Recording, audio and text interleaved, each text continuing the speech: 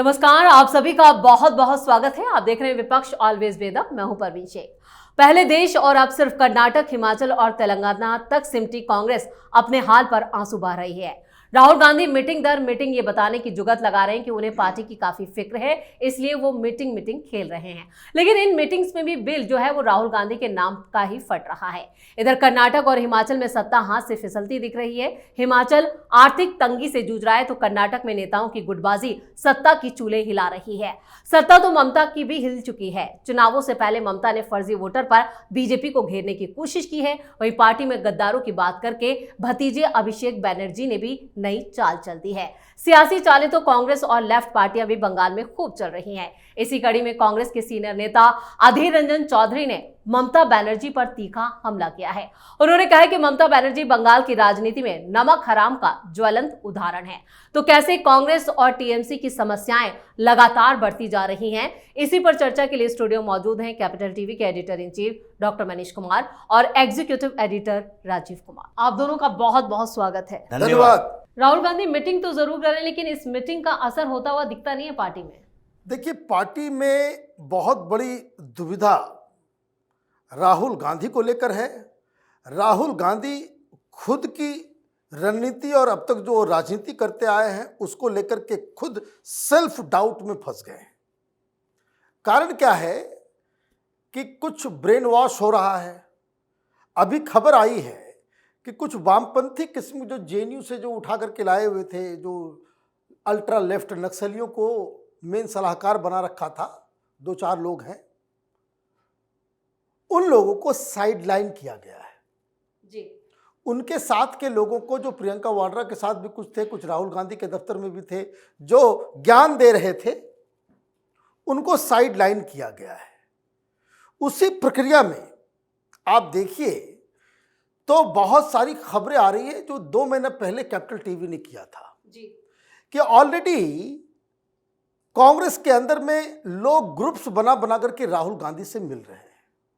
वैसे लोग जो अभी मेन डिसीजन मेकिंग बॉडी में तो नहीं है, लेकिन राहुल गांधी की नज़रों में वो लोग ठीक लोग हैं।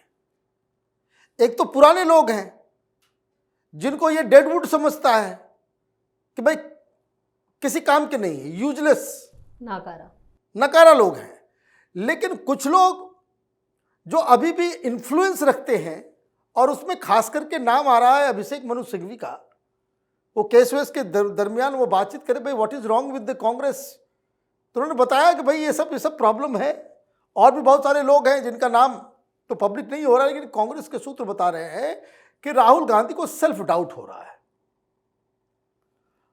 अब उसके लिए 2 चीजें हैं। एक तो पार्टी के अंदर बवाल कटा हुआ है।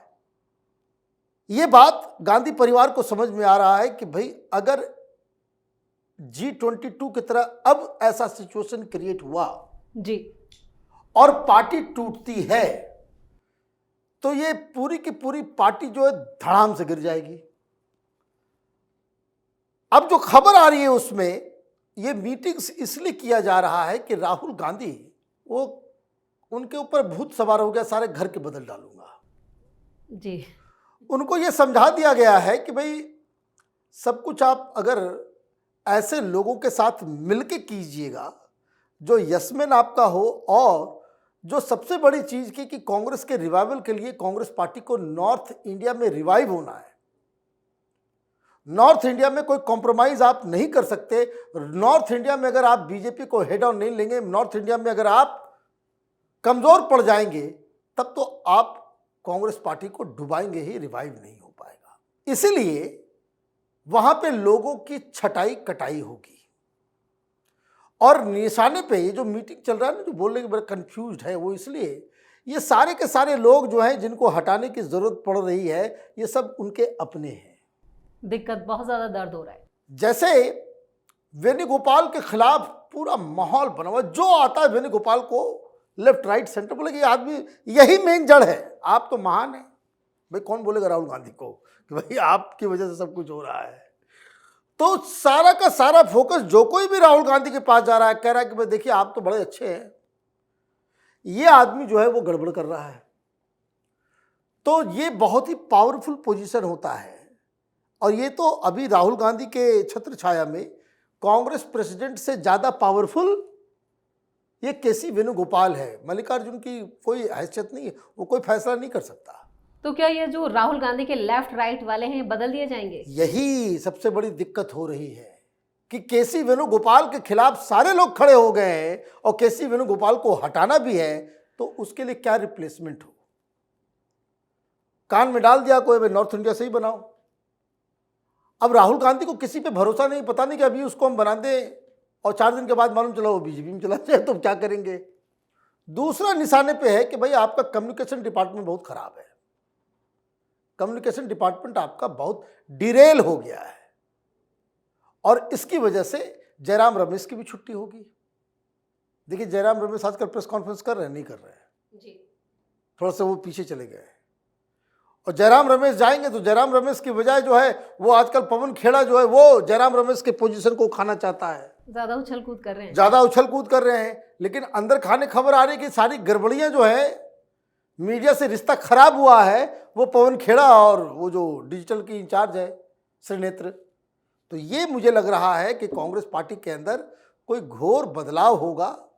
पार्टी टूट की कगार पे है, हर जगह त्रस्त है, लोग नेता छोड़ के जाने को तैयार हैं, तो राहुल गांधी को इस पे कुछ न कुछ तो करना ही पड़ेगा।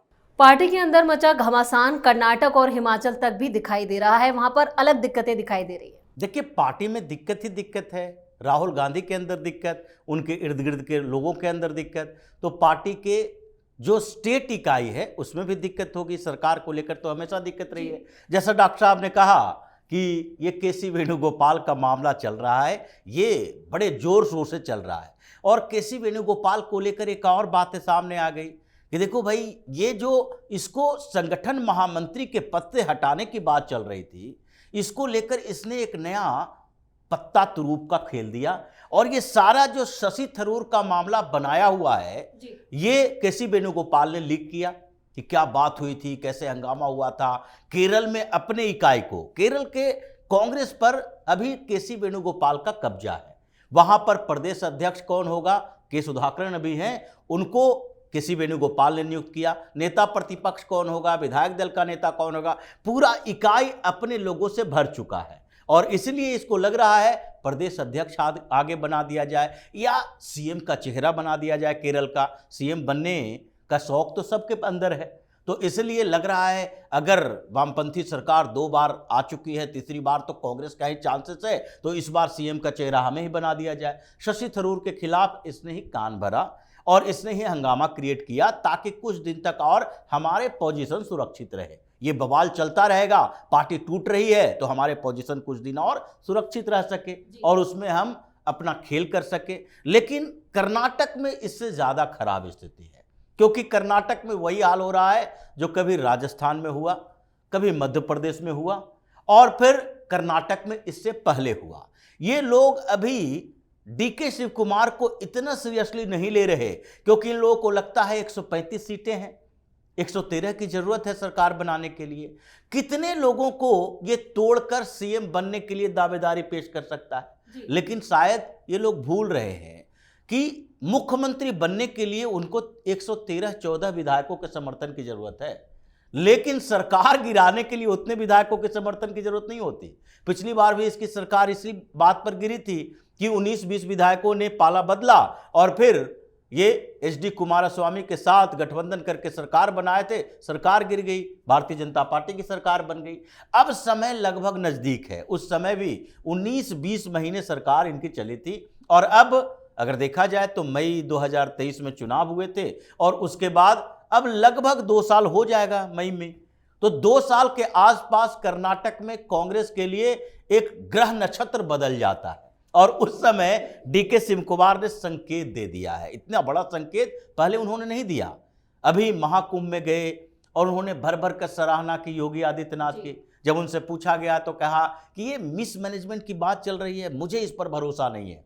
रेलवे के मिसमैनेजमेंट के लिए सरकार को जिम्मेदार ठहराओ या छोटी मोटी घटनाओं के लिए इतना बड़ा आयोजन है, बहुत बेहतर तरीके से इसको सफल तरीके से लागू किया गया है।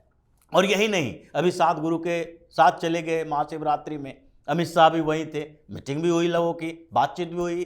पी मोहन ये पीवी मोहन जो सेक्रेटरी हैं कांग्रेस के, और उन्होंने भर भर के राहुल गांधी को जोड़कर उनको गालियां दी कि देखो भाई, राहुल गांधी के सेकुलरिज्म की बात करते हैं, वो सेकुलर पार्टी बनाने की बात कर रहे हैं, साधगुरु राहुल गांधी को बेवकूफ मूर्ख कहते हैं, वो आरएसएस के एजेंडे पर चलते हैं। और उनके इनविटेशन के आधार पर डीके शिव कुमार वहां चले गए। उन्होंने सारे पूरे कांग्रेस का आईना दिखा दिया, हिंदू हैं और हिंदू ही रहेंगे, इसमें कोई दो राय नहीं है। और उसके बाद उन्होंने ये भी कह दिया कि क्या मल्लिकार्जुन खड़गे अपना नाम चेंज कर लेंगे? वो तो मल्लिकार्जुन नाम है उनका, जो मल्लिकार्जुन ज्योतिर्लिंग है भाई, और ये रुद्र के अवतार माने जाते हैं, तो क्या वो अपना नाम बदल लेंगे? हम लोग हिंदू हैं और हिंदू ही रहेंगे, इसलिए सेकुलरिज्म की बात करके हमें दिग्भ्रमित मत करो। मतलब कर्नाटक के अंदर खिचड़ी पक रही है और शिव कुमार ने सोच लिया है कि जो 2.5 साल का मौका दिए हैं, उस बीच अगर सीएम नहीं बदलते हो तो सरकार बने या न बने, सरकार तुम्हारी हम गिरा सकते हैं। 90 विधायक तो बीजेपी और जेडीएस के पास भी है, इनको भी जरूरत 25-30 विधायकों की है, और इतनी विधायक तो लेकर डीके शिव कुमार कहीं भी जा सकते हैं जो स्थिति है। मतलब कर्नाटक में ज्यादा दिनों तक सरकार नहीं चलने वाली है कांग्रेस की, ये लगभग तय है। और हिमाचल प्रदेश में जो आर्थिक संकट है, वो तो वहां स्थितियां ऐसी हो गई है, मंदिर से पैसे वसूल रहे हो और कई विधायक नाराज चल रहे हैं, उसमें तो 10 विधायक भी इधर से उधर चले गए तो सरकार सुखू की चली जाएगी। आर्थिक संकट नहीं, ये राजनीतिक संकट है जो कांग्रेस के लिए बहुत भारी पड़ने वाला है। तो यहाँ पर कांग्रेस को जबरदस्त झटके लगने वाले हैं, और झटके तो शायद ममता बनर्जी को बंगाल में भी लगने वाले हैं, इसलिए काफी डरी और सहमी है वो। देखिए, ममता बनर्जी को ये समझ में आ गया कि जो इनविंसिबल लग रहा था जी भाई, 2 लोग अपने आप को इनविंसिबल समझते थे, एक केजरीवाल और दूसरा ममता बनर्जी। बाकी सब तो छोटे छोटे प्लेयर हैं कि हमें कोई नहीं हरा सकता। ये जो 48 और 22 का जो आंकड़ा आया दिल्ली में, ममता बनर्जी उसी दिन उसको समझ में आ गया कि भारतीय जनता पार्टी ने खेल बदल दिया है, मतलब खेला हो बे। और यही कारण है कि जब सरसंघ चालक जा रहे थे पश्चिम बंगाल, उनको परमिशन नहीं दिया, क्योंकि उनको समझ में आ गया कि सारा खेला जो है वो आरएसएस करता है अंदर अंदर, पता नहीं चलने देगा, और अंदर अंदर जो है सारा कुछ चलेगा। कौन सा मुद्दा उठा देगा, कैसे लोगों को परिवर्तित कर देगा दिमाग। मतलब जो पिछली बार आपने जो स्टंट किया, आपने जो पिछली बार जो हथियार इस्तेमाल किए, वो इस चुनाव में काम नहीं आने वाला है। क्यों हारा? तो उसको भी इन लोगों ने एनालाइज किया कि भाई हम आम आदमी पार्टी हारी तो हारी क्यों? तो लगता है कि कुछ लोगों ने कैपिटल टीवी देखा होगा, वो हम लोगों की बात को बताया होगा कि देखिए बाकी दुनिया तो इधर उधर कर रही है, ये फ्रीबी वो फ्रीबी, यहां जो है कार्यकर्ताओं की वजह से हारा, कि कार्यकर्ता आम आदमी पार्टी का गायब हो गया। पेड कार्यकर्ताओं के आधार पे आप चुनाव नहीं जीत सकते। जहां भारतीय जनता पार्टी ने अपनी स्ट्रेटजी हिमाचल और महाराष्ट्र में बदली और यहां बदला, ये स्ट्रेटजी झारखंड में इन लोगों ने नहीं अप्लाई किया, क्योंकि झारखंड में इन लोगों को लगा कि हम बांग्लादेशी और रोहिंग्या का मसला उठा लेंगे तो मामला जो है हमारा, और एंटी इनकम्बेंसी बहुत ज़्यादा है, ऑल सेट हो जाएगा, वो सेट हो जाएगा, वो उसमें कोई इशू नहीं था, और एंटी इनकम्बेंसी थी। तो ये कहानी अलग हुई। तो अब हो क्या रहा है कि ममता बनर्जी एन केन प्रकारे लोगों को भ्रमित करना चाह रही है। और मैं एक बात आपको कह दूं, इलेक्शन कमीशन को का ये दायित्व भी है और इलेक्शन कमीशन को ये काम करना भी चाहिए, और ये दायित्व और काम क्या करना चाहिए ये भी समझ लीजिए। ममता बनर्जी, ये केजरीवाल, ये राहुल गांधी, ये इस तरह के लोग ये जो कह रहे हैं कि हमारे फर्जी वोट को डाल दिया, हमारे वोटर को हटा दिया, बाहर से लाया जा रहा है, ये क्या। वोटर लिस्ट में कैसे लोगों का नाम जोड़ा जाता है और कैसे नाम हटाया जाता है, इस पूरी प्रक्रिया को, एंड लेट देयर बी अधिकतर एक ऑर्डर, आदेश दिया जाए कि भाई जो कोई भी मीडिया हाउस है वो इन सारी चीज़ों को जो है वो बताएगा, कारण कि आप बोलते नहीं हो। आप ईवीएम के ऊपर पूरी दुनिया में क्या कर दिया इसने, राहुल गांधी और चट्टे बट्टे उसके जितने हो मीडिया वाले, भाई चुनाव खत्म हो, किसी आप आम आदमी को बात कीजिए जिसको उतना नियम कानून नहीं मालूम है कि भाई मोदी जीत गए, ईवीएम में जरूर कुछ हुआ होगा। दिस इज चुनाव आयोग से सेटिंग, माने ईवीएम में कुछ गड़बड़ हुआ है। अब क्या है, ईवीएम के ऊपर कुछ नहीं हो सका तो अब ये बोल रहे हैं कि चुनाव आयोग से सेटिंग, वो नंबर ही बदल देते हैं। तो इससे इससे पहले कि ये इस तरह का प्रोपेगेंडा चले तो ये बताना चाहिए कि भाई अगर किसी बूथ पे 30-35 नाम को जोड़ा या घटाया जाएगा तो उसमें पॉलिटिकल पार्टी के नुमाइंदे भी होंगे, उनके नॉलेज में सब कुछ होगा। अब किसी पार्टी का नुमाइंदा वो गांजा पी करके सोया हुआ रहे तो उसकी जिम्मेदारी इलेक्शन कमीशन की नहीं है। करना ये चाहिए कि पूरा प्रोसेस वो पता रहे देश की जनता को, और ये बार बार इसे दिखाना चाहिए ताकि ये कंफ्यूजन जो है वो खत्म हो सके। ये इस तरह के घटिया किस्म के लीडर्स हैं, ये राहुल गांधी, अरविंद केजरीवाल, ममता बनर्जी, जो लोगों के किसको कह सकते हैं कि उनके इनोसेंस का फायदा उठाते हैं। आम जनता को नियम कानून नहीं मालूम है और आप इसी का फायदा उठा करके उनको ठग लेते हो। Your intention is to be fool people, public को बेवकूफ बना करके आप अपनी राजनीति करोगे। इससे घटिया चीज कुछ हो सकती है? और इसके लिए सारे लोग जिम्मेदार हैं। ये मीडिया वालों को कौन रोकता है? टेलीविजन चैनल वालों को। ये करोड़ों रुपए माल खा करके बैठ जाते हैं पॉलिटिकल पार्टी से और दलाली करना शुरू कर देते हैं। तो ये मुझे लगता है कि उनको डर लगा हुआ है कि जो बीजेपी का नया रूप, जो ये वीरेंद्र सहवाग और सचिन तेंदुलकर की तरह जो है चौका छक्का मारा जा रहा है 3-3 चुनाव में, उससे वो डर गई है, इसलिए ये अनाप शनाप कर रही हैं। बिल्कुल, बीजेपी की लगातार जीत से सहमी हुई है ममता बनर्जी, लेकिन उनकी खुद की पार्टी में ही अभिषेक बनर्जी जो हैं वो भी कई सियासी चालें चल रही हैं। इधर कांग्रेस ने भी ममता बनर्जी की मोर्चेबंदी शुरू कर दी है अभी से। देखिए, मोर्चेबंदी तो होगी और ममता बनर्जी की समस्या पार्टी के लोग भी बढ़ाएंगे। अभी चुनाव जैसे जैसे नजदीक आएगा वहां टीएमसी के अंदर भगदड़ मचनी है जी। पिछली बार भी कुछ मची थी, लोगों को ग्राउंड से रिपोर्ट आ रहा था इस बार भारतीय जनता पार्टी जीतने वाली है। ये तो ममता बनर्जी की जो फौज है, ये बूथ कैप्चर करना, बमबाजी करना, और कुछ मुसलमान पूरी तरह से इकट्ठा हो गए। कोई नहीं सुना कि वामपंथी पार्टियां या कांग्रेस या फिर सिद्दीकी, फुरफुरा शरीफ वाला या फिर ओवैसी, इन लोगों को नहीं सुना, बस ममता बनर्जी को वोट दिया। तो लेकिन इस बार स्थितियां बदली हुई है, एंटी इनकम्बेंसी बहुत बड़ी है और ममता बनर्जी को यह लग रहा है कि सामान्य लोग जो पश्चिम बंगाल के अंदर हैं, मुसलमानों को छोड़कर, वो अब इस बात को मान चुके हैं कि ममता बनर्जी को एन केन प्रकारेण हटाना है। इसलिए कार्यकर्ताओं को घर घर भेजकर रिक्वेस्ट करवा रहे हैं कि नहीं, अभी और कुछ दिन समय चाहिए। और अभिषेक बनर्जी भी इस बात को समझ रहे हैं, उनको भी ग्राउंड से रिपोर्ट मिल रही है कि भाई इस बार ममता बनर्जी का पत्ता साफ होने वाला है। और इसी बात को लेकर कुछ ममता बनर्जी के लोगों ने हवा उड़ाई कि अभिषेक बनर्जी भारतीय जनता पार्टी में जाने वाले हैं। अब भारतीय जनता पार्टी में जाने वाले हैं तो उनको सफाई देनी थी कि हमारे टीएमसी के अंदर कुछ गद्दार बैठे हैं। तो अब पार्टी के अंदर गद्दार ढूंढने वाला अभियान चल रहा है। गद्दार कौन? ममता बनर्जी के भतीजा गद्दार है या ममता बनर्जी के सहयोगी गद्दार है?